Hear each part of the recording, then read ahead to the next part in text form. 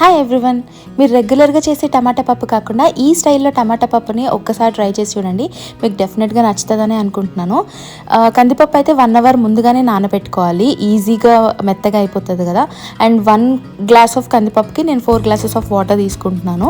టమాటాలు నేను కొంచెం ఎక్కువ వేస్తాను, ఎందుకంటే మా హస్బెండ్కి చింతపండుతో ఎలర్జీ ఉంది. అది చింతపండు స్కిప్ చేయడానికి టమాటాలు వేసుకుంటాను అనమాట.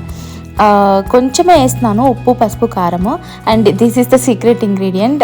జీలకర్ర, వెల్లుల్లి, పచ్చిమిరకాయలు 3 దంచేసి నేను కొంచెమే వేయాలి. ఎక్కువ వేస్తే మళ్ళీ వెల్లుల్లి ఫ్లేవర్ ఎక్కువైపోతుంది. జస్ట్ కొంచెం మాత్రం ఉడికించేటప్పుడు ఇది పప్పులో వేసేసుకోవాలి. అండ్ నేను కొంచెం మిక్చర్ సపరేట్గా పెట్టుకున్నా. ఇది ఆమ్లెట్లో కూడా, ఆమ్లెట్ వేసేటప్పుడు కూడా నేను ఈ మిక్చర్ ఆమ్లెట్లో కలుపుతూ ఉంటాను. ఆమ్లెట్ కూడా చాలా టేస్టీగా ఉంటుంది.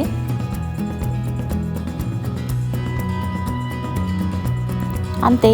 సో విజిల్ పెట్టేసి మీడియం ఫ్లేమ్లో పెట్టి అరౌండ్ 4 విజిల్స్ వచ్చే వరకు ఉంచుతాను, సో దట్ నాకు స్మాషింగ్ అంత చేయాల్సిన అవసరం లేదు కాబట్టి.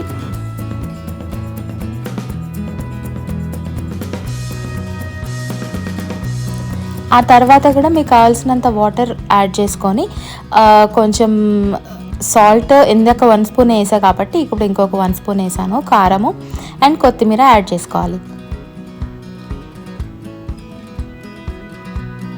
సో సింపుల్ కదా.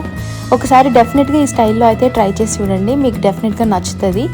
Thank you so much for watching. If you like my videos, please subscribe to my channel. Thank you.